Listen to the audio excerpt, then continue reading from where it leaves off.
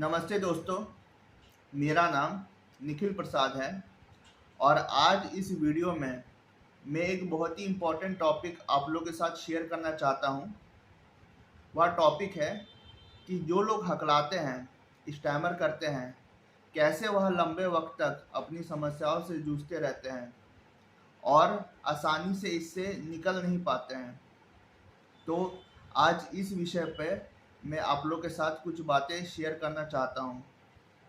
देखिए, जो लोग हकलाते हैं वह कोशिश तो करते हैं कि इसको जल्द से जल्द वो ठीक कर लें, पर लाख कोशिश करने के बावजूद भी बहुत आसानी से वह इसको ओवरकम नहीं कर पाते हैं। मैंने बहुत सारे लोगों से बातचीत की है और मैं बहुत सारे लोगों से मिला भी हूँ। मैंने देखा है कि वह लंबे वक्त से हकला रहे हैं, वह संघर्ष कर रहे हैं और इसको ठीक करने के लिए लाख उपाय भी अपना चुके हैं। उन्होंने योगा किया है, उन्होंने मेडिटेशन किया है, स्पीच थेरेपी की है और अनेक उपाय आजमा के देखे हैं, पर अंत में उन्हें कहीं ना कहीं सफलता नहीं मिल पाई है। वह आज भी काफ़ी जूझ रहे हैं और जो उनका स्पीच आज से 5 साल पहले था, आज भी उनका स्पीच वैसा ही बना हुआ है और इसमें कोई ख़ास इम्प्रूवमेंट नहीं आई है। तो आज मैं कुछ बातें आप लोगों के साथ शेयर करना चाहता हूँ कि इसका क्या कारण है और इसको ठीक करने के क्या क्या उपाय हो सकते हैं। देखिए, जो स्टैमरिंग की समस्या है, यह आसानी से ठीक ना हो पाने का जो कारण है वह है अपने अंदर का डर, शर्म, एंग्जाइटी और डिप्रेशन। जो लोग लंबे वक्त से अपने अंदर डिप्रेशन पाले हुए हैं, वो डिप्रेस है, दुखी हैं और डर में जी रहे हैं कि पता नहीं कल क्या होगा, कल मैं कैसे इस चीज़ को फेस करते हुए लोगों से बात कर पाऊँगा कि नहीं कर पाऊँगा और कल मेरा आने वाला फ्यूचर कैसा होगा और स्टैमरिंग मेरी ठीक होगी कि नहीं होगी। ये सब डर अगर कोई पाला हुआ है और लंबे वक्त से वो डिप्रेस है, दुखी है, वो लोगों से घुलता मिलता नहीं है, कम बात करना पसंद करता है, तो वह कुछ नहीं कर रहा है, बस अपने स्टैमिना को पाला हुआ है और इससे वो लाख कोशिश करने के बावजूद भी वो इसे ठीक नहीं कर पाएगा। तो मैं ये कहना चाहता हूँ कि जो लोग लंबे वक्त से इससे जूझ रहे हैं, तो उनका हकलाने का जो कारण है वो सिर्फ और सिर्फ उनके मन के अंदर बसा हुआ डर, शर्म, एंग्जाइटी और डिप्रेशन है। वह लंबे वक्त से डिप्रेशन का शिकार है।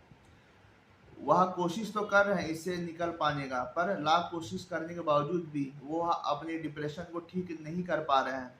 बार बार डिप्रेशन, दर्द उन पर हावी होता जा रहा है और इस कारण से वह लोगों से घुल मिल नहीं पा रहे हैं और जो है रोज़मर्रा का काम आसानी से नहीं कर पा रहे हैं। तो इसका मुख्य कारण है अपने अंदर का डर, शर्म, एंग्जाइटी और डिप्रेशन।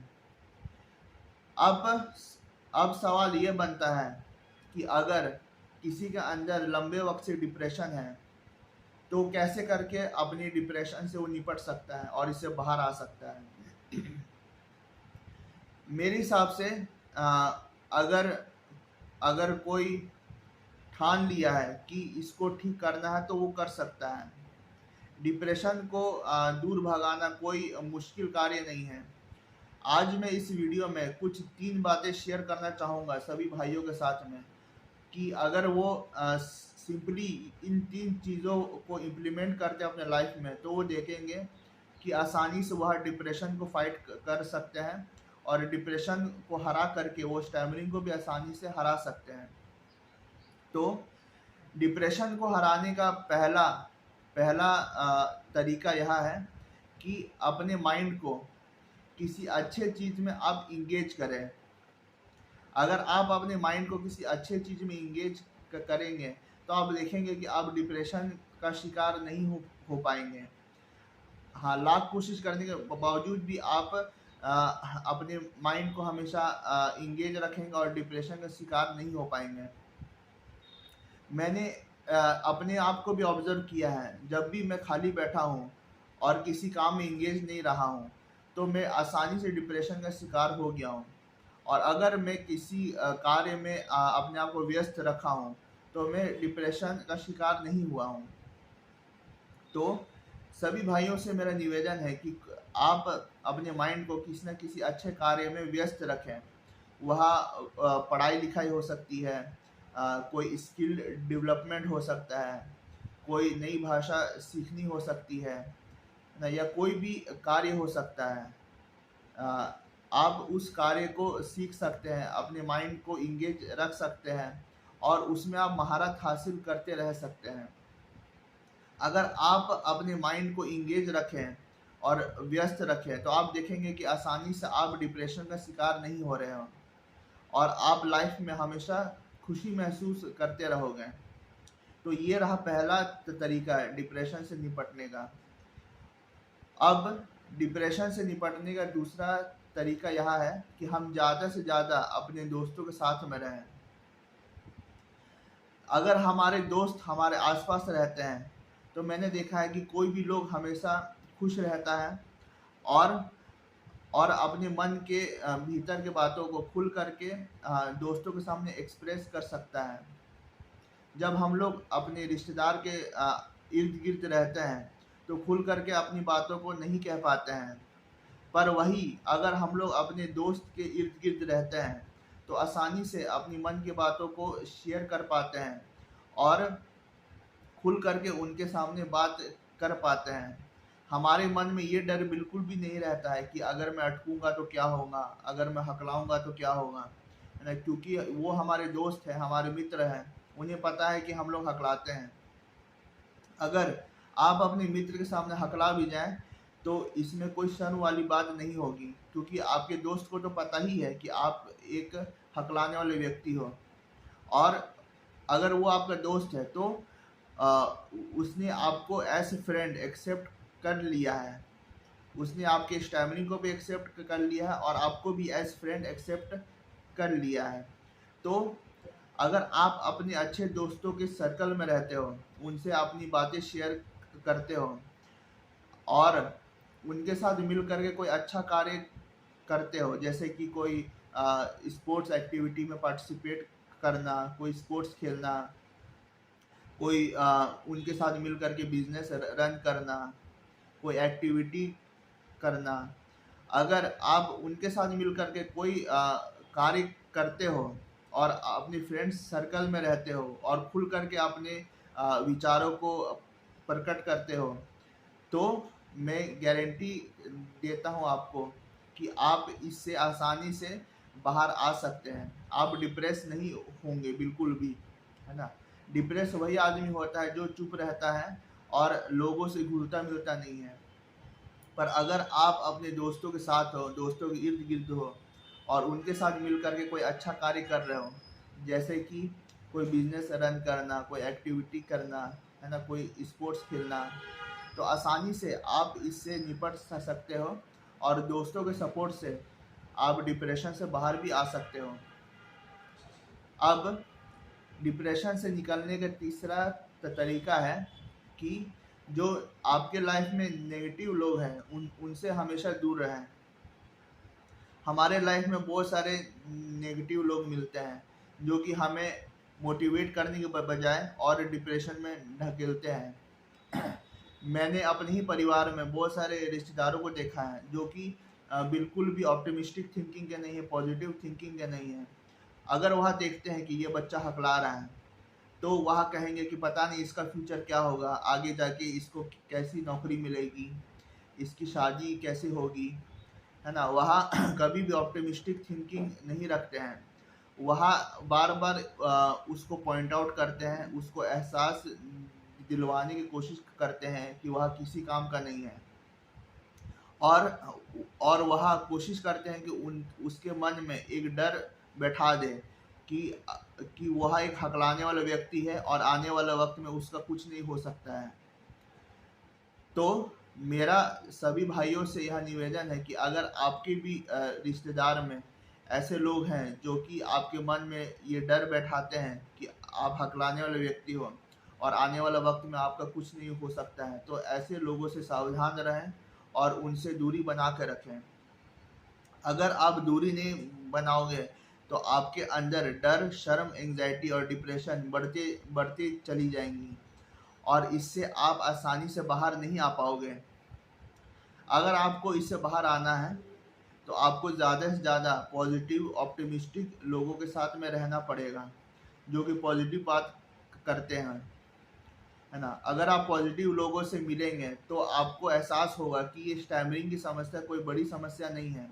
अगर आप कोशिश करें तो तो आसानी से आप इससे बाहर आ सकते हैं।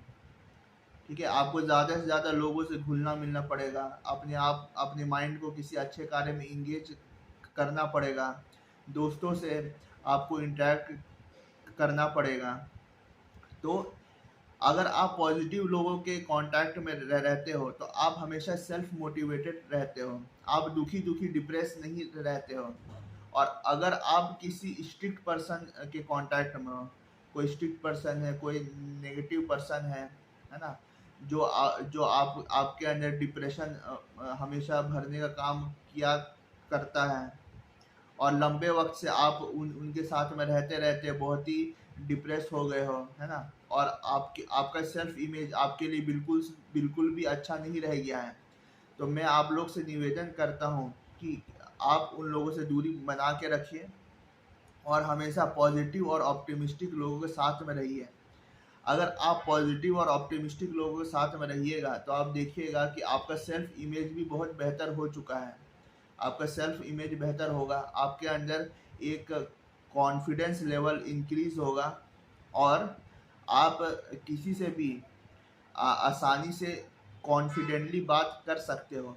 भले आप थोड़ा बहुत हकलाओगे, ये तो ऑब्वियस सा बात है, आप थोड़ा बहुत हकलाओगे, पर आप हकलाते हुए भी बहुत ही कॉन्फिडेंटली और बहुत ही अच्छे से सामने वाले से इंटरेक्ट कर सकते हो और नॉर्मल स्पीकर को कम्पीट कर सकते हो किसी भी केस में, चाहे वो पढ़ाई लिखाई हो, चाहे वो आपका जॉब हो, चाहे वो कोई भी चीज़ हो। आप नॉर्मल स्पीकर को कम्पीट कर करके आप उनसे भी आगे निकल सकते हो अगर आप पॉजिटिव लोगों के साथ में हो, ऑप्टिमिस्टिक लोगों के कांटेक्ट में हो। और अगर नेगेटिव लोगों के साथ में हो तो वो आपको हमेशा एहसास करवाते रहेंगे कि आप किसी काम के नहीं हो और आपका फ्यूचर हमेशा डार्क रहेगा, है ना। आप फ्यूचर में इससे बिल्कुल भी बाहर नहीं आ सकते हो, आपको अंदर एहसास होते जाएगा और अब डिप्रेशन के कारण आप घर में बैठे रह जाओगे। तो सभी भाइयों को मेरा ये एडवाइस है कि आप अगर लंबे वक्त से हकला रहे हो तो पहला तो ये समझ लीजिए कि आप लंबे वक्त से डिप्रेशन के शिकार हो। अगर लंबे वक्त से हकला रहे हो तो लंबे वक्त से डिप्रेशन के भी शिकार हो। आपके मन में डर, शर्म, एंजाइटी है और और आप अपने डिप्रेशन से बाहर नहीं आ पा रहे हो आसानी से। अगर आपको अपनी डिप्रेशन से बाहर आना है तो 3 चीज़ों पर अमल करना पड़ेगा। पहला यह है कि आप अपने माइंड को किसी अच्छी चीज़ में इंगेज करिए, कोई अच्छा स्किल सीखिए, कोई लैंग्वेज सीखिए, है ना, कुछ ना कुछ सीखिए और अपने माइंड को इंगेज रखिए उस अच्छी चीज़ में। अगर आप किसी चीज़ में एक्सपर्ट बनोगे तो आपकी वैल्यू उससे बढ़ जाएगी, वैल्यू बढ़ेगी तो आपका ओवरऑल वर्थ भी बढ़ जाएगा। तो आप अपने माइंड को किसी अच्छी चीज़ में इंगेज रखिए। सेकेंड चीज़ है कि आप दोस्तों के साथ कोई ना कोई एक्टिविटी करते रहिए। स्पोर्ट्स खेलना है, कोई बिजनेस रन करना है या सिंपली आपको मिलना जुलना भी है, आप दोस्तों के साथ कुछ वक्त भी बिताइए, क्योंकि दोस्तों के साथ अगर रहिएगा तो आपको सपोर्ट मिलता रहेगा और सपोर्ट एक स्टैमरिंग पर्सन के लिए बहुत ही ज़रूरी है। बिना सपोर्ट के, बिना मोटिवेशन के वो आगे लाइफ में नहीं बढ़ सकता है। और तीसरा जो मैं तरीका बताया हूँ डिप्रेशन से बाहर निकलने का, वो है कि हमेशा आप ऑप्टिमिस्टिक और पॉजिटिव लोगों के संगत में रहिए और जो भी नेगेटिव लोग आपके लाइफ में हैं उनको आप दूर भगाइए। आप जितना ऑप्टिमिस्टिक रहिएगा, सेल्फ मोटिवेटेड रहिएगा, आप उतना लाइफ में आगे बढ़ पाइएगा। ठीक है, तो बस मैं ये सब बातें आप लोगों के साथ शेयर करना चाह रहा था। मैं भी एक हकलाने वाला व्यक्ति हूँ। मैंने भी लंबे वक्त तक अपने स्टैमरिंग को देखा है, ऑब्जर्व किया है, और आज जा कर के टीसा के संपर्क में आकर के मेरे अंदर बहुत सारा पॉजिटिव चेंज आया है। और जो भी मेरे अंदर पॉजिटिव चेंज आया है, जो भी मेरा एक्सपीरियंस रहा है, मैं इस वीडियो के माध्यम से अपने विचार आप लोग के साथ शेयर करना चाह रहा था। तो अगर आपको मेरा वीडियो अच्छा लगा तो मेरी वीडियो को लाइक करें, शेयर करें, सब्सक्राइब करें, और मैं स्टैमरिंग सपोर्ट के लिए अच्छी से अच्छी वीडियो आप लोग के लिए लाता रहूँगा। बहुत बहुत धन्यवाद आप सभी का।